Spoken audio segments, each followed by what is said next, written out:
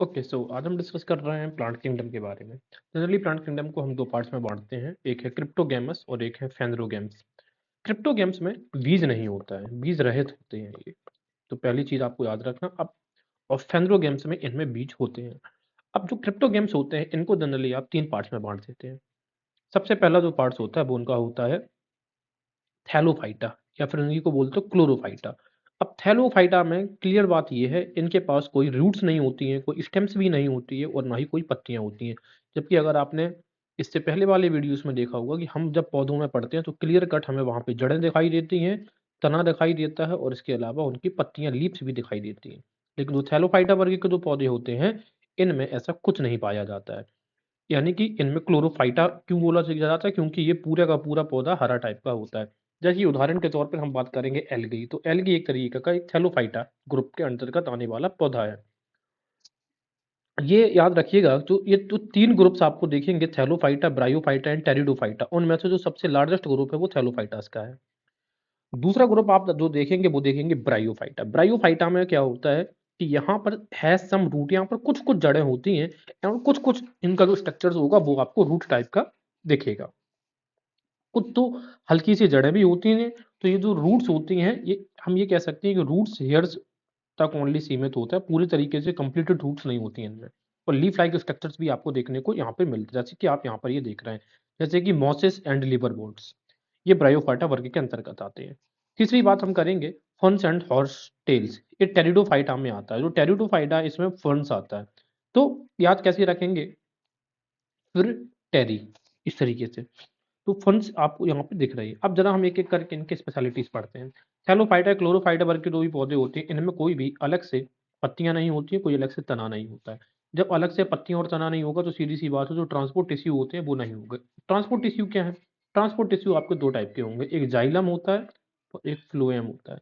Xylem का generally जो काम होता है ये होता है वाटर का ट्रांसपोर्ट करना, और फ्लोएम का काम होता है फूड को ट्रांसपोर्ट करना। तो ये दो, जब इनमें पत्तियां हैं ही नहीं है तो फिर ये जो टिश्यूज होंगे वो भी एब्सेंट होते हैं। इसके अलावा और अगर उदाहरण देखेंगे जैसे लाइकेन, ये भी एक तरीके का थैलोफाइटा वर्ग है। सीवीड, मैक्रो एल्गी, यही जो एल्गी इसी को दूसरा नाम सीवीड भी बोलते हैं। इसके अलावा एल्गी, फंगी, बैक्टीरिया, ये भी काइंड ऑफ क्लोरोफाइटा या फिर कह सकते हैं थैलोफाइटा वर्ग के अंतर्गत आते हैं। इसके अलावा मॉसेस एंड लिवरवोर्ट्स की बात करेंगे, ये ब्रायोफाइटा में आता है। वोर्ट्स, जितने भी वोर्ट्स हैं वो सब ब्रायोफाइटा में आएगा, वहां से वोर्ट्स, वहां से ब्रायोफाइटा। ठीक है ना? तो इसमें बस्कुलर टिश्यू नहीं होते हैं, हल्की सी रूट्स होती हैं। एम्फीबियन प्लांट्स होते हैं। अब सबसे बड़ी बात है, जो ब्रायोफाइटा है वो किस प्रकार के एम्फीबियन होते हैं, यानी कि जल और थल में दोनों पे हो सकते हैं। दुनिया में आने वाले सबसे पहले जो है पौधे वो यही है ऑन अर्थ। इसके बाद आता है आपका टेरिडोफाइटा। टेरिडोफाइटा में क्या होता है, क्लियर डिफरेंशिएशन हमें देखने को मिलेगा। किस किस में दिख रहा है ना, क्लियर पत्ती और इनकी स्टेम्स, पेट्यूल्स वगैरह में क्लियर दिख रहा है। बस्कुलर टिश्यू होते हैं, जब इनमें पत्तियां होंगी तो बस्कुलर टिश्यू होगा। हालांकि इनमें ना तो कोई फ्लावर नहीं होता, जब फ्लावर नहीं होता तो बीज नहीं होगा, बीज नहीं होगा तो कोई फ्रूट भी नहीं होता है। सीधी सी बात है। टेरिडोफाइटा में कोई फ्लावर नहीं होता है, याद रखिएगा। ये स्पोरोफाइट टाइप के होते हैं, यानी कि एक बार जन्मते हैं, जब बीज नहीं है तो दोबारा से इनका जर्मिनेशन कैसे होता है, उस प्रोसेस को बोलते हैं स्पोरोफाइट। विकसित बीज रहित पौधा इनको बोला जाता है। इनमें बीज नहीं होता है, टेरिडोफाइटा में बीज नहीं होता, याद रखिएगा। याद रखने का तरीका कैसा है, सीड, नो टेरी सीड्स। इसके अलावा इसके अलावा ये क्या है, अल्टरेशन ऑफ जनरेशन होता है इनके अंदर, ये प्रोसेस होता है बायोलॉजी के अंदर। गैमेटोफाइट प्लांट पर होता है। और एंथ्रीडियम, मेल रिप्रोडक्टिव पार्ट को हम इनको बोलते हैं एंथ्रीडियम, और फीमेल रिप्रोडक्टिव पार्ट को हम बोलते हैं आर्कईगोनियम। तो गोनियम से हमें फीमेल का याद रहेगा। टेरिडोफाइटा वर्ग में क्या क्या आता है, जैसे कि सिलोपसीडा, लाइकोपसीडा, स्पेनोपसीडा और टेरोपसीडा। तो ये जो सीडा सीडा टाइप के जो भी प्लांट्स हैं, जैसे कि आप थोड़ा जूम इन करके देखेंगे, सोलोपसीडा इस तरीके से, सोलोटम, न्यूडम, ये सब टेरिडोफाइटा वर्ग का है। दूसरा वर्ग है लाइकोपसीडा, यहाँ पर दिख रहा है। स्पेनोपसीडा ये यहाँ पर दिख रहा है, और टेरोपसीडा ये आपको दिख रही है। तो ये हो गया हमारा टेरिडोफाइटा। इसमें सबसे इंपॉर्टेंट चीज है, इसमें फ्लावर नहीं होता, बस इसमें कोई सीड नहीं होता, तो इसी वजह से इनको बीज रहित बोलते हैं। इसके अलावा अगर आप देखेंगे, जिनमें कोई फ्लावर्स नहीं होता है, इनको हम बोलते हैं। अब ये जो हमने दूसरा डिवीजन है जिनमें बीज होते हैं, उनमें से दो चीजें हैं। बीज तो इनमें होते हैं, लेकिन एक में फ्लावर्स नहीं होता है और एक में फ्लावर होता है। तो जिम्नोस्पर्म्स बोलते हैं। जिम का मतलब ही होता है नग्न, तो अनावृत बीजी, अनावृत, वृत्त का मतलब है जो ढका ही नहीं है, यानी ठीक है।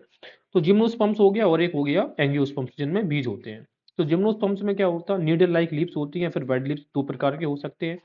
नीडल लाइक्स बीज कहाँ पर होती है, कॉनिफर जो होते हैं पिनोफाइट, इनमें देखते हैं नुकीली नीडल लाइक लीव्स देखने को मिलती है। इसके अलावा जिंको फाइटा या फिर काइकेटस या फिर काइडोफाइटा जो टाइप का होता है, इनमें चौड़िए पत्तियां हमें देखने को मिलती है। अब जिम्नोस्पर्म्स में सीधी सी बात है, क्लियर कट पूरी तरीके से विकसित होते हैं, वेस्कुलर टिश्यू होता है, जीरोफाइटिक होते हैं। याद रखना, जो जिम्नोस्पर्म्स हैं यानी कि जिनमें बीज नहीं होते, सॉरी जिनमें फ्लावर्स नहीं होते हैं, वो जिम्नोस्पर्म्स होते हैं। और जो जिम्नोस्पर्म्स जनरली कैसे होते हैं, जीरोफाइटिक यानी कि रेगिस्तान वगैरह में पाए जाएंगे। एनुअल रिंग्स इनमें आपको प्रेजेंट देखने को मिलेंगी, ड्यू टू कैम्बियम की वजह से इनमें एनुअल रिंग्स आपको देखने को मिलती हैं। वेस्कुलर टिश्यू होगा और विंड पॉलिनेशन के थ्रू इनमें रिप्रोडक्शन होता है। ठीक है, तो याद रखना जिम्नोस्पर्म्स जनरली किसके लिए है, जीरोफाइटिक, जहाँ से जिम्नोस्पर्म जहाँ से जीरोफाइटिक। जिनमें फ्लावर होते हैं उनको आप बोलते हैं एंजियोस्पर्म्स। तो एंजियोस्पर्म्स जैसे मैग्नोलियोफाइटा इनको बोलते हैं। अब ये भी दो तरीके के होते हैं, मोनोकॉट होते हैं और डाइकॉट होते हैं। मोनोकॉट की पहचान ये है कि मोनोकॉट में फाइब्रस रूट्स होती हैं, अगर इस तरीके की जड़ें होती हैं। और डाइकॉट में क्या होता है, एक टैप रूट होती है। ये जिस भी पौधे में ये टैप रूट्स होती है उसको डाइकॉट बोलेंगे, और मोनोकॉट जिसमें फाइब्रस रूट्स होती है। अब हमने जब बात करा है यहाँ पे साइकाडोफाइटा का, तो ये सबसे बड़ा अंडाणु एवं शुक्राणु उसी का है। मेनोक्सिलिक जो वुड है वो आपको साइकाडोफाइटा से ही प्राप्त होती है, क्वेश्चन एग्जाम में पूछा जा चुका है। तो मेनोजाइलिक साइडोफाइटा से। तो हमने ये देख लिए कि किस तरीके से दो डिवीजन किया गया कि जिनमें बीज है और जिनमें बीज नहीं है, क्योंकि बीज ही उत्पत्ति का साधन है, एवोल्यूशन का जो साधन है या प्रोडक्शन का जो रीजन है वो बीज है। इसी वजह से इनको बीज के आधार पर हमने कैटेगराइज किया है। ठीक है, इसके अलावा जिम्नोस्पर्म्स में क्या होता है, अनावृत होता है, अनावृत बीजी। तो बीजी तो है ये, लेकिन अनावृत है, ढका हुआ नहीं है फूल से, है ना। तो इसमें फ्लावर नहीं होते हैं ना, फ्लावर्स होते हैं। आइए जरा देखते हैं। जब थैलोफाइटा वर्ग हमने पढ़ा है, जिसको जरा आप थोड़ा और डिस्क्रिप्टली पढ़ते हैं, इसमें कौन कौन सा वर्ग आता है, फंगी, अलगी, बैक्टीरिया। अब अगर हम अलगी की बात करेंगे शैवाल में, तो ये जनरली कैसे होते हैं, एपिफाइटस होते हैं, यानी कि दूसरे पौधों की तनों पर लग जाते हैं, लेकिन न्यूट्रिशन इनका स्वयं का होता है। ठीक है ना, ये दूसरों का न्यूट्रिशन नहीं चूसते हैं, इसी वजह से इनको हम क्या बोलते हैं, एपिफाइट। तो उदाहरण के तौर पे ऑइडगोनियम एक तरीके का एपिफाइट्स है। इसकी के अलावा तो याद रखना, ऑइडगोनियम, प्रोटोडर्मा, डर्मा का मतलब क्या होता है, स्किन। तो ये प्रोटो यानी कि टोक्टोवाइट्स की जो स्किन होती है, जो पीठ होती है, उस पर ये उगने वाला शैवाल है अलगी। उसी के अलावा क्लैडोफोरा, तो फोरा से घोंगा, घोंगा की पीठ पर ये उगता है। जू क्लोरेला, तो जू मीन्स जानवर, क्लोरेला मतलब जिसमें कुछ हरापन है, तो हाइड्रा के अंदर ये होता है। तो ये दोनों आपस में, जू क्लोरेला जो एल्गी और हाइड्रा आपस में क्या सिम्बायोटिक रिलेशन क्रिएट करते हैं। कैसे बनाते हैं सिम्बायोटिक रिलेशन, सिम्बायोटिक रिलेशन का मतलब होता है सहजीवी संबंध का निर्माण होता है, यानी कि एक दूसरे को फायदा पहुंचाते हैं। कैसे, जू क्लोरोला के पास ये कैपेसिटी है, चूंकि ये अलगी है, तो ये क्या है, भोजन बना सकती है, तो हाइड्रा को भोजन मिलता है, और हाइड्रा जू क्लोरोला को घर प्रोवाइड करवाता है, रहने का स्थान नीचे प्रोवाइड करवाता है। ठीक है, तो कह सकते हैं जू क्लोरोला और हाइड्रा के बीच का जो संबंध है वो सिम्बायोटिक रिलेशन है। उसी तरीके से सेफालरस, तो सेफालरस चाय की पत्तियों पर लगने वाला एक तरीके से रोग हो जाता है, या फिर मान लेते हैं कि चाय की पत्तियों पर ही ये एल्गी धारण होता है, वो इसी वजह से उसमें लाल कीट रोग लग जाता है। ये पैरासाइटिक है, परजीवी है, चाय की पत्ती को नष्ट कर देता है। तो याद रखना, जो सेफाल फाइरस है वो चाय की पत्तियों पर, तो याद रखना जो सेफाली नाम की कोई लड़की है वो चाय बहुत अच्छी बनाती है, याद रहेगा। उल्वा, उल्वा जापान सलाद है, जापान में सलाद के रूप में उल्वा का प्रयोग किया जाता है। पॉरीफाइरा, ये फूड, फाइरा पॉरी फूड, जापान में इस्तेमाल होता है। रोडोमेरिया पल्मेटा, रोडोमेरिया पल्मेटा को तंबाकू के तौर पर इस्तेमाल किया जाता है स्कॉटलैंड में। याद रखने का तरीका देखो, पलमेटा है पाम, तो पाम में तंबाकू रखकर लोग रगड़ते हैं, मलते हैं खाने से पहले। नोस्टॉक, ये फूड होता है, एल्गी फूड है, सी फूड मानते हैं चाइना में। नाइट्रोजन फिक्सेशन के लिए भी नोस्टॉक काम आता है। इसके अलावा बात आता है कॉन्ट्रस, तो कॉन्ट्रस हमें दिखता है चीजें, कॉन्ट्रस और ये CHO चॉकलेट इरिस सागर में। रेड एल्गी अगर अगर की वजह से होता है, इसी को बोलते हैं ग्रेसिलेरिया या फिर जेलेडियम की वजह से आपको लाल एल्गी देखने को मिलता है, अगर अगर या ग्रेसिलेरिया या फिर जेलेडियम। सरगासो, सरगासोसी सिंथेटिक वूल इस्तेमाल होती है जापान में, इसी का लोग प्रयोग करते हैं, इसी का सिंथेटिक वूल के तौर पे। अलीगन बल्कनाइजेशन के लिए। लेमिनेरिया हमें पता है आयोडीन इसमें बहुत अधिक मात्रा में होता है। भूरे शैवाल किस वजह से इनका कलर भूरा होता है, पोटेशियम क्लोराइड की वजह से, है ना, पोटास की वजह से, पोटेशियम वैसे ही भूरा होता है। फर्म्यूटेशन, एसिटिक एसिड होता है इनमें, है ना, जो फर्मेंटेशन होता है एसिटिक एसिड इनसे प्राप्त होता है। कारा एंड नाइट्रेला, ये बहुत पूछा जाता है, ये मलेरिया की दवा के रूप में इस्तेमाल किया जाता है, कौन सा, कारा एंड नाइट्रेला। क्लोरेला अभी बताया था, इसके अलावा इसी को, इससे बनता है क्लोरोलाइन एंटीबायोटिक, है ना। क्लोराइन एंटीबायोटिक बनता है क्लोरेला से। फोटोसिंथेसिस का इसमें गुण होगा क्योंकि नाम ही क्लोरेला दिख रहा है, और स्पेस एल्गी के तौर पे इसमें इस्तेमाल किया जाता है। सबसे बड़ी बात है जो क्लोरेला है, चूंकि इसको स्पेस में ले जाया जाता है, स्पेस एल्गी क्या है, क्लोरेला है, इसी वजह से इसके पास कैपेसिटी होती है कि सोलर एनर्जी वो केमिकल एनर्जी में चेंज कर सकता है। ये बहुत यूनिक कैपेबिलिटी है इसकी। इसके अलावा एसिटाबुलेरिया, केंद्रक की खोज करने के लिए एसिटाबुलेरिया का प्रयोग किया जाता है। केंद्रक यानी कि जो सेल होता है, सेल का न्यूक्लियस। और सबसे बड़ा एक कोशिकीय जीव भी क्या है, एसिटाबुलेरिया। बेलोनिया, प्रोटोप्लाज्म की खोज करने के लिए बेलोनिया, और एसिटाबुलेरिया की खोज करने सॉरी एस्टेबुलेरिया से केंद्रक की खोज होती है और बेलोनिया से प्रोटोप्लाज्म की खोज होती है। जीव द्रव्य सरगैसम, ये फोडर के तौर पर इस्तेमाल होता है, यानी कि चारा के तौर पर जानवरों का। इसके अलावा मैक्रोसिस्टिस या नेक्रोसिस्टिस, जो सिस्टिस है, ये जाइंट कैल्प्स होते हैं, यानी कि समुद्र के अंदर होने वाले जो पेड़ पौधे होते हैं उनको जाइंट कैल्प्स बोलते हैं। इसके अलावा ऑसिलेटोरिया या फिर लिंगबिया, तो ऑसिलेटोरिया जो है ह्यूमन और एनिमल इंटेस्टाइन में ऑसिलेटोरिया आपको पाया जाएगा। ये वाटर ब्लूम यानी कि पानी में खिलने वाली एल्गी है। रेड स्नो का जो कलर रेड होता है वो हेमोटिशियस निवाटिस के द्वारा होता है, हेम हेम जैसे हीमोग्लोबिन रेड कलर।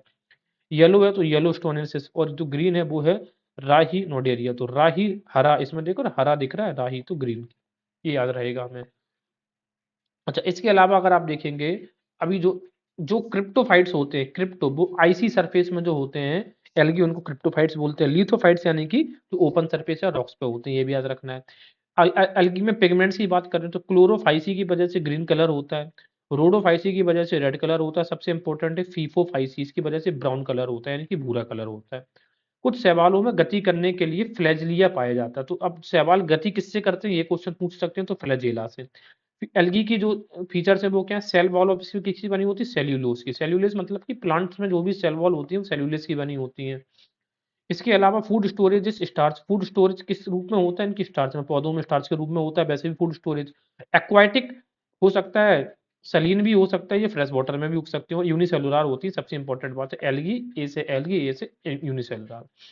साइमन सेला क्या है, ये पेड़ों की छाल पर, दीवार पर या फिर जो चट्टानों पर उगती है उसको हम साइमन सेला एल्गी बोलते हैं। तो ये चीज आपको याद रखनी है।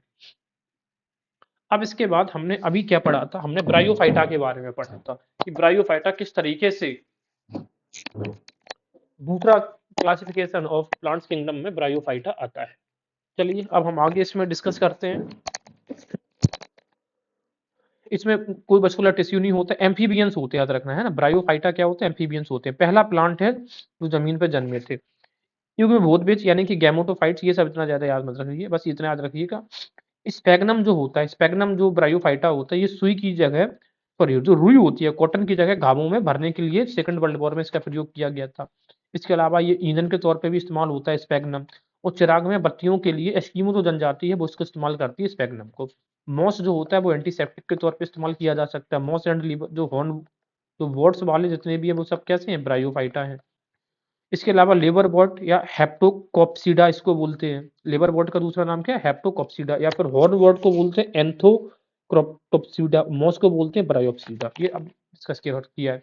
जो सबसे टॉलेस्ट आपको जो देखने को मिलेगा ब्रायोफाइटा, सबसे टॉलेस्ट वो है डाउसोनियन। डाउन का मतलब वैसे भी होता है ना, नीचे या छोटा, और शॉर्टेस्ट जो, ठीक है, जो शॉर्टेस्ट है सबसे छोटा, वो देखने को मिलेगा आपको जूप्सिस। तो बस इतनी चीजें हमें याद रखनी है किसमें, ये ब्रायोफाइटा के वर्ग में। इसके बाद आएगा आपका ये ट्रैकियोफाइटा। तो ट्रैकियोफाइटा में क्या हमें याद रखना है कि उम, ये छोड़ो कुछ, तो ये दो चीजें हमने देख ली हैं। इसके बाद हम देखते हैं इकोनॉमिक इंपॉर्टेंस जो है वो क्या रहेगा, है ना। इकोनॉमिक इंपॉर्टेंस, र्यूमोरा एडियांटिफॉर्मिस, इसको लेदर लीफ फर्न बोला जाता है। ये कट फ्लावर अरेंजमेंट्स में यूज किया जाता है, ये इंपॉर्टेंट, ये एनसीईआरटी में गिवन है तो याद रखिएगा। क्या नाम है, र्यूमोरा एंटियांडिफॉर्मिस। तो जो र्यूमोरा है ना, मोहरा, मोहरा किसका, लेदर का, ऐसे याद रख सकते हो। और कट फ्लावर अरेंजमेंट्स में, तो मोहरा जहाँ पे आपने कट किया ना फ्लावर को, वहीं पर ये मोहरा लगा दीजिएगा। मार्सिलिया या फिर सेराप्टोपेटेरिस, ये फूड के तौर पे इस्तेमाल होता है, इसमें से मार्सिलिया बहुत ज्यादा इस्तेमाल होता है। अजोला बायो फर्टिलाइजर है। ड्रॉप टेरिस फिलिक्स मास, ये ट्रीटमेंट फॉर टेप बॉम्ब के में जो हो जाता है ना लोगों के अंदर टेप बॉम्ब, ये ड्रिप वायरस की वजह से ट्रीट किया जा सकता है। Pteris vittata, removal of heavy metal from soils, ये बायो रिमेडिएशन में इसको इस्तेमाल करते हैं हम लोग, किसको, टेरिडोफाइट्स को। टेरिस बिटाटा, तो बिटाटा से बायो रिमेडिएशन में। Pteridium SP leaves yield green die, इसके लिए, है ना, जो हरा कलर होता है पत्तियों से वो निकाल सकते हैं टेरिडियम एसपी से। इसके अलावा इक्वेस्टियम एसपी से स्टेम्स फॉर स्काउरिंग के लिए स्टेम्स निकाली जा सकती है। इसके अलावा सिलोटियम, लाइकोपोडियम, सेलाजिनेला और एंजियोप्टेरिस और मराटीटा, ये ऑर्नामेंटल प्लांट्स हैं, यानी कि सजावट के लिए इस्तेमाल किए जाते हैं ये प्लांट्स। और जो सेलाजिनेला है इसमें पुनर्जीवन का गुण पाया जाता है, इसी वजह से सेलाजिनेला में पुनर्जीवन का गुण पाया जाता है, इस वजह से ये सजावट के लिए टेबल्स पे इस्तेमाल किए जाते हैं। तो सेलाजिनेला सजावट, और पुनर्जीवन तो जीना, इसमें लिखना ना जीना, तो पुनर्जीवन का गुण। इसके अलावा देखते हैं इकोनॉमिक इंपॉर्टेंस, अन्य पौधों की जरा देख लेते हैं लगे हाथ। हींग जो है वो फेरुला की जड़ से प्राप्त होती है। कैफीन कॉफी के बीजों से। थीन चाय की पत्तियों से। नाइकोटीन प्राप्त होता है तंबाकू की पत्तियों से। रबड़ जो है वो हीविया प्लांट के लेटेक्स से प्राप्त होने वाला है। और रबड़ में किस प्रकार की रूट्स होती हैं? अपस्टम रूट्स होती हैं, एडवेंटियस रूट्स होती है, जैसे कि बरगद की रूट्स होती हैं वैसी रबर की। अफीम पोस्ता के अधपके फल से, अधपके फल है यानी कि अधपका फल, या इसी को अधकच्चा फल कह सकते हैं। मोर्फिन जो होता है पोस्ता के कच्चे फल से प्राप्त होता है।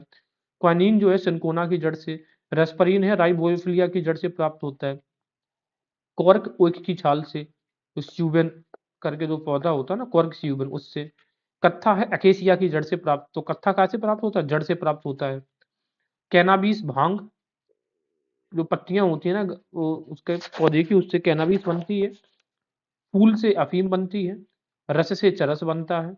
और तना से उसका डुक डिया बनता है। तो ये जो कह सकते हैं जो गांजा का प्लांट होता है इसका हर एक पार्ट्स का प्रयोग किया जाता है। तो इकोनॉमिक इंपॉर्टेंस हमने निपटा लिया। जिम्नोस्पर्म्स की अगर हम बात करेंगे तो ये हम देख चुके हैं कि क्या होता है। जिम्नोस्पर्म जीरोफाइटिक्स, ये हमने देख लिया। जीरोफाइटिक प्लांट्स जरा देख लो आप किस तरीके से होते हैं। इनमें बीज रहित होता है ना, अनावृत बीजी, ये आपको दिख रहे होंगे, जैसे अनानास है, ये सब दिख रहे हैं, ये सब जीरोफाइटिक प्लांट्स है। मृद भूमि में होने वाले प्लांट्स हैं, है ना, डिजर्ट एरियाज में। कहाँ पे? डिजर्ट्स में। चलिए बात कर लेते हैं, जैसे कि हम इसी में से एक वैरायटी होती है साइकस। अब जो साइकस में जो वुड होता है वो मेनोजाइलिक टाइप का वुड होता है, ये अभी हमने पढ़ा था, ठीक है ना। ये पूछ सकते हैं कि साइकस में किस प्रकार का वुड मिलेगा? मेनोजाइलिक। तथा पाइनस में पिक्नोजाइलिक वुड मिलता है। अब पिक्नो किस में मिलेगा? तो इसमें देखो पाइन में पिक्नो मिलेगा और साइकस में मैनो मिलेगा, याद रखिएगा। साइका की कोलोराइड जड़ों से नील हरित शैवाल, एनाबीना तथा नोस्टॉक पाए जाते हैं। जो साइकब होता है यानी कि साइकस जो होता है, इसकी जो जड़ें होती हैं उसको हम कोरोलाइड बोलते हैं, ठीक है। इसमें नील हरित, क्योंकि कोरालाइड का मतलब है इसमें कुछ ना कुछ हरापन है। तो जैसे क्लोरोफिल से कनेक्ट कर सकते हैं, तो कोरालॉइड, इसी वजह से इसमें नील हरित शैवाल या फिर एनायामिना मिलता है या फिर नोस्टॉक पाया जा सकता है, जिनमें सिम्बायोटिक रिलेशन होता है। नाइट्रोजन फिक्सेशन में ये सब के सब काम आते हैं। कौन कौन से? नील हरित शैवाल, एनाबीना और नोस्टॉक, तो याद रखना, है ना। तो साइकस की जड़ों में, कस में, कब में कोरा, जैसे कब है ना, साइकस भी बोलते हैं इसको, साइकस है एक्चुअली में। तो कस में कोरालॉइड, और कोरालॉइड से हमें पता चल जाएगा, है ना। सबसे बड़ा अंडाणु तथा शुक्राणु साइकस का होता है, जो कि एक जिम्नोस्पर्म, साइकस का एक जिम्नोस्पर्म है। आगे देख लेते हैं। साइकस के तनों से हमें क्या प्राप्त होता है? मांड यानी कि स्टार्च। वैसे ही फूड इस्तेमाल होता है, स्टार्च जो स्टोरेज होता है फूड पौधों में वो स्टार्च के रूप में होता है, और इसी को निकालकर हम साबूदाना का निर्माण करते हैं साइकस से। साइकस के बीज अंडमान द्वीप में जनजातियों द्वारा खाए भी जाते हैं। पाइन से प्राप्त होने वाला जो है वो है चिलगोजा, भी खाने में काम आता है। चिलगोजा किससे प्राप्त होता है? पाइनस से। चीड़ होती है तो पाइन, सिकुया, देवदार, फर, स्प्रूस, ये सब की सब लकड़ी फर्नीचर बनाने के लिए बहुत ज्यादा इस्तेमाल होती है। इसके अलावा बात करेंगे पाइन यानी कि तारपीन का जो टर्पेंटाइन ऑयल होता है वो पाइन से प्राप्त होता है। देवदार के पेड़ से सेड्रस ऑयल प्राप्त होता है। देवदार, इसमें ड्रा आ रहा है ना, सेड्रस। और ज्यूनिफेरस की लकड़ी से सैडकास्ट तेल प्राप्त होता है, ये भी याद रखना है। टैनिन का उपयोग चमड़ा एवं स्याही बनाने में किया जाता है। किसका? टैनिन का। जो शंकु यानी कि कोनिकल जो पौधे होते हैं उनमें रेजिन, उनसे रेजिन भी प्राप्त किया जाता है। इफेड्रा जो होती है अस्थमा के लिए बीमारी में इस्तेमाल होता है। इफेड्रा एक तरीके का एल्कालॉइड है इफेड्रा। इसके अलावा कॉनीफर के मुलायम रेशेदार जो कास्ट होते हैं, पल्प है, ये कागज बनाने के लिए भी काम आते हैं। कॉनीफर की जो लकड़ी में जो पल्प निकलता है। बहुत से जिम्नोस्पर्म को बगीचों, पार्क तथा घरों की छत की सुंदरता दृष्टि से भी लगाया जाता है, यानी कि डेकोरेटिव पर्पज से। साइकस की पत्तियों से रस्सी तथा झाड़ू भी बनाई जाती है, हमने देखा होगा कई बार, है ना। इसके बाद चिलगोजा को जिम्नोस्पर्म का मेवा कहा जाता है। तो चिलगोजा मेवा, चिल मेवा खा के व्यक्ति चिल रहता है, तो चिलगोजा को जिम्नोस्पर्म का मेवा कहा जाता है। साइकस को सागो पाम कहा जाता है। साइकस ताड़ जैसे पाम लाइक मृदभूधि पौधा होता है, ये डिस्कस कर चुके हैं पहले। इसके अलावा ये बहुत इंपॉर्टेंट हो जाता है ये 2 पॉइंट। तो कवक होता है यानी कि माइकोराइजा। कवक जो है ना, कवक युक्त पाइनस की जड़, पाइनस जो होता है ना, पाइन्स जो होता है पाइनस, तो पाइन्स की जड़ में कवक मिलेगा आपको, और शैवाल की जड़ में आपको क्या मिलेगा, कोरालॉइड। अब ऐसे याद रखना, साइकस और शैवाल, तो साइकस के पेड़ में क्या मिलेगा, शैवाल मिलेगा। जो शैवाल होगा वो तो हरा ही होगा, और जब वो हरा होगा तो उसको कैरालॉइड बोलने लग जाते हैं, ठीक है। साथ से साइकस, साथ से शैवाल, और जहां पे शैवाल है उसको कोरालॉइड यानी कि क्लोरोफिल का काम हो रहा है। और कवक, तो पाइनस, इसमें क्या होगा, कवक होगा, ठीक है ना। तो पाइनस को हम कवर करते हैं, इस तरीके से याद रखते हैं, है ना। और माइकोराइजा मिलेगा आपको, और माइकोराइजा तो की जो जड़ें होती है फॉस्फोरस के तो कब ये फर्टिल हाँ, फॉस्फोरस का सिंथेसाइजेशन करती है, तो एक तरीके से बायो फर्टिलाइजर होता है माइकोराइजा। माइकोराइजा क्या है, बायो फर्टिलाइजर है, फॉस्फोरस का ये सिंथेसिस करता है कवक में। ये पाइनस की जड़ में पाया जाता है कवक। जैसे कि ये देखिए आप, hypha mycelium network increases active root surface for nutrient acquisition up to 700 times. ये जो आपको जड़ दिख रही है, इसमें कवक है, माइकोराइजा है। तो इसकी वजह से न्यूट्रिएंट्स का जो अपटेक है, जो जमीन में जाता है, क्योंकि इसकी जड़ें बहुत ज्यादा जाल बना लेती हैं, तो न्यूट्रिएंट्स का अपटेक भी अच्छा खासा हो जाता है। और ये आपको जो दिख रही है, ये जो जड़ दिख रही है, इसमें आपको कोरोलाइट देखने को मिलता है। चलिए आगे देखेंगे। सबसे मोटा तना टेक्सोडियम मैक्सिकेनम का देखने को मिलेगा। सबसे मोटा किसका है, टेक्सोडियम मैक्सिकेनम। सबसे अधिक संख्या में गुणसूत्र जो है वो ऑफीग्लोसम में मिलते हैं। ग्लॉस से याद रखना, ग्लोसम गुणसूत्र, ये एक तरीके का फर्न है। साइकस को जीवित जीवाश्म कहा जाता है ना, साइकस कैसा है, जीवित है। इसके अलावा आवृतबीजी और अनावृतबीजी को जल्दी से देख लेते हैं। आवृतबीजी में हम इसमें एक बीजपत्री और द्विबीजपत्री देखेंगे जरा, बस यही चीज हमें याद रखनी है। तो अब ये जो है एक बीजपत्री में सबसे प्रमुख लक्षण इनका ये है कि इनमें एक बीज पत्र होता है। लेकिन आप एक बीज पत्र क्या होता है, दो बीज पत्र क्या होता है, सीधी सी बात है, अगर एक की तो आप दो हिस्से कर देंगे, क्या दोनों से जर्मिनेशन हो सकता है। अगर दोनों से हो सकता है तो ये डाइकोटिलेडोन है, नहीं तो फिर ये मोनी है। तो या फिर इनका सबसे अच्छी बड़ी बात ये है कि अगर इनमें फाइब्रस रूट्स है तो ये मोनोकोटिलेडोन है, और अगर इनमें मूसला जड़ है, टैप रूट्स है, तो ये डाइकोटिलेडोन है। जैसे कि आप बात करेंगे मस्टर्ड की, यानी कि मस्टर्ड है ना, मस्टर्ड, मस्टर्ड में क्या मिलेगा हमको, टैप रूट्स देखने को मिलती है। एक ऐसी जड़ होती है, और ये फिर ऐसे रेशेदार। अब हम ये वही कहते हैं गेहूं, तो वीट की जो जड़ होती है रेशेदार जड़ होती है, जाली बनी हुई, इस प्रकार की कुछ जड़ आपको गेहूं की देखने की मिलती है। चलिए आगे बात करेंगे। जो एक बीज पत्री के प्रमुख लक्षण कोटिलोडन हो गया, अधिक विकसित नहीं हो पाते हैं, सीधी सी बात है, क्योंकि इनकी जड़ी फाइबरस होती है। इनके पुष्पों के भाग फ्लोरल पार्ट्स तीन या उसके गुणांक में होते हैं, जैसे कि 3 फ्लावर्स, 3 दूनी 6 फूल होंगे उनमें, या तो 9 होगा। तो जो एक होता है वो 3 के गुणांक में होते हैं। इनके संवहन पूल में कैम्बियम नहीं पाया जाता। कैम्बियम का मतलब है हार्डवुड। सीधी सी बात ये है कि इसमें हार्डवुड नहीं पाया जाएगा। जब कैम्बियम नहीं पाया जाएगा तो इनमें जो एनुअल रिंग्स होती हैं उनका भी निर्माण नहीं होता। कहने का मतलब है जो मोनोकोटिलेडोन है ये जनरली अल्प विकसित है कंपेयर टू डाइकोटिलेडोन द्विपत्रियों में। ये थिन लेयर बिटवीन जाइलम, चलो छोड़ो, देखते हैं कौन कौन से। लिलिएसी ग्राम का है ना, लिलिएसी, ये थोड़ा आप देख लो यहाँ पर, ये एक्चुअली में क्या कैम्बियम क्या होता है। देखिए कैम्बियम ये है, ये दिख रहा है, ये बाहर का जो एरिया होता है कॉर्क, ये लिविंग फोइलम होता है जो कि फूड ट्रांसपोर्ट करेगा पौधे में। ये वाली जो लेयर आपको दिख रही है बस्कुलर कैम्बियम होता है। अब ये जो कैम्बियम होता है, ये जो आपको रिंग्स दिख रहा है ना, ये एक्चुअली में क्या कैम्बियम की वजह से रिंग्स होता है, जो कि मोनोकॉट्स में नहीं पाया जाएगा। चलिए पहला ग्रुप है एक बीजपत्री पौधे का, जो ग्रुप है वो है लिलिएसी। लिलिएसी, लिली मतलब लहसुन, लिली से याद रहेगा लहसुन। तो लहसुन से मिलने वाले जो भी है, जैसे कि लहसुन, प्याज, सतावर, एस्परगस, पेसिमस, ठीक है। तो लिली से हमें याद रखना है लहसुन को। दूसरा देखेंगे ग्रामनी, तो ग्राम में क्या होता है, घास घास फूस, जिनका जो आकार आकार की है ना, घास जैसे दिखेगी, वो सब गेहूं, वो सब ग्रामनी में आएगा। ग्रामनी ग्रास जैसा, है ना, जिनका आपको ग्रास जैसा दिखेगा वो ग्रामनी बाइक में। जैसे कि गेहूं, मक्का में भी ऊपर घास दिखती है, चावल भी उसी तरीके का है, गन्ना में भी ऊपर उसी तरीके से चारा रहता है ना, घास। ज्वार भी कंडीशन सेम है, बाजरा भी सेम है, बांस भी एक तरीके का ग्रास है ही, बांस तो दूब घास भी ग्रास है। जो ऊपर आप उसका जो होता है गेहूं के जैसा होता है, यही ये भी ग्रास है ना। तो जितने भी ग्रामनी है वो ग्रास कैटेगरी के हैं, मतलब ग्रास के तौर पे इस्तेमाल नहीं होता, लेकिन ऊपर अगर आप उनका पार्ट्स देखोगे तो वो ग्रास टाइप के कहीं ना कहीं दिखते हैं। पाल्मी, तो ये तो हमें पता है, पाम से तो नारियल है, ताड़ है, सुपारी है, खजूर, ये सब पाम की कैटेगरी में। म्यू जैसी, म्यू जैसी है केला, केला म्यू, म्यूसा, मूसा केला, मूसा, इस तरीके से याद रखेंगे। इसके अलावा बात करेंगे द्विबीजपत्री के प्रमुख लक्षणों में क्या होता है, इसमें कैम्बियम पाए जाते हैं, हार्ड होता है। और सबसे बड़ी बात है, इसमें कौन-सी टैप रूट्स पाया जाएगा। सीधी बात ये है, इसको याद रखने का सबसे अच्छा तरीका, अगर पूछ लिया जाए एकबीजपत्री, द्विबीजपत्री कौन है, तो आप उनकी जड़ों को पता करिए। अगर वो टैप रूट्स है उसमें, तो वो द्विबीजपत्री है।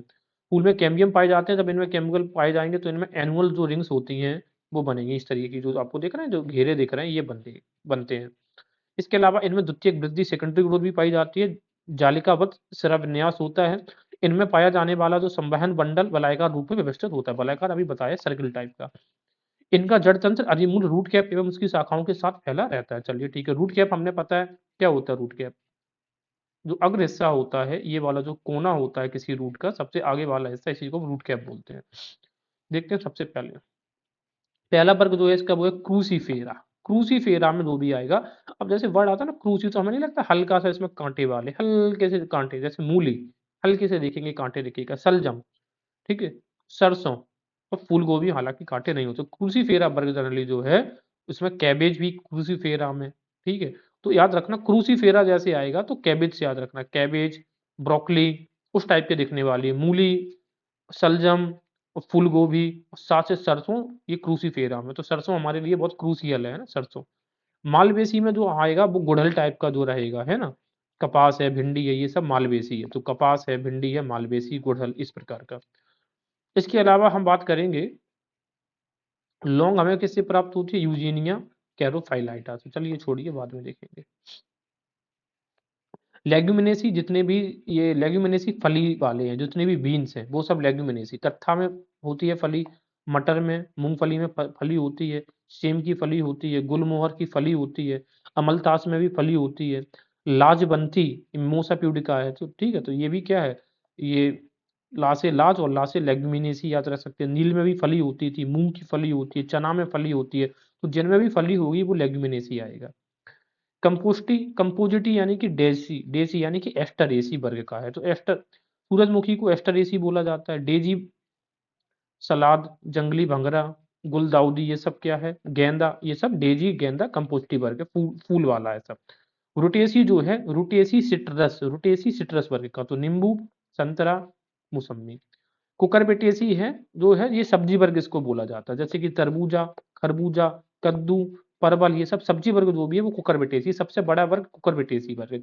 रोजेसी है जिसमें अनट्री फ्रूट यानी कि फॉल्स फ्रूट जो होते हैं, जैसे कि रोजेसी में, रोजेसी से रोज याद रहेगा, जैसे रोज याद रहेगा तो हमें रस भरी भी याद रहता है, सेब है, नाशपाती है ना, इस प्रकार से। हालांकि अमरूद भी अनट्री हो, लेकिन वो रोजेसी में नहीं आता है। मृटेसी, मृटेसी जनरली ऑयल वुड, जिसके में भी जो लकड़ी में ऑयल होता है, जैसे कि अमरूद, लौंग, यूकेलिप्टस में भी होता है, जामुन में भी उसी तरीके की लकड़ी होती है जैसे अमरूद की होती है, मेहंदी में भी तेल होता है, ठीक है ना, इस प्रकार से। अम्बलीफेरा जो है वो एरोमेटिक हो सकता है, एरोमेटिक जिसमें सुगंध आती है, धनिया, जीरा, सौंफ। सोलेनेसी जैसे कि आलू वाला, है ना, सोलेनम ट्यूबरोसम, बैगन, लाल मिर्च, कैप्सिकम एनम, तंबाकू, नाइकोटीनिया टेबिकम, टमाटर, लाइकोपर्सियम एस्केलेटम, बेलाडोना, एट्रोपा बेलाडोना, ये दवाई के तौर पे काम आता है, और धतूरा भी। रेनन क्लोसी जो है, जैसे कि बटर कप है, ये काला जीरा, ये सब रेनन क्लोसी वर्ग में आता है। आवृतबीजी पौधों में भोजन का संचय या तो भ्रूणपोष यानी कि एंडोस्पर्म या बीज पत्रों कोटिलेडन्स में होता है, आवृतबीजी में, है ना। और एंडोस्पर्म हमें जानते हैं, गुठली के आसपास का जो एरिया रहता है वो अंदरूनी जो सबसे हिस्सा है वो एंडोस्पर्म है। या फिर किसी किसी का कोटिलेडन्स, किसी किसी का बीजी होता है कोटिलेडन्स, जैसे मूंगफली है, तो मूंगफली जो खाते हैं वो क्या है, वो कोटिलेडन्स है। जो काजू हम लोग खाते हैं वो क्या है, वो भी कोटिलेडन्स है। कुकुरबिटेसी को सब्जी कुल कहा जाता है। बेलाडोना एक औषधि है जिसका उपयोग सिरदर्द में निद्रा लाने में तथा सीरन रोकने में होता है। एट्रोपा बेलाडोना नामक पौधे से प्राप्त होता है, और लौंग के तेल में यूरानॉल होता है जो दांत के दर्द दूर करने में प्रयुक्त किया जाता है। आवृतबीजी पादप जगत का सबसे बड़ा समूह है। आवृतबीजी जो, जिनमें मतलब कि फल होता है, पुष्प होता है। आवृतबीजी का अर्थ ढका हुआ बीज होता है, बस इतना हमें याद रखना था। इसके अलावा जो हमने पहला टॉपिक कवर किया था वो पर्याप्त है हमारी बॉटनी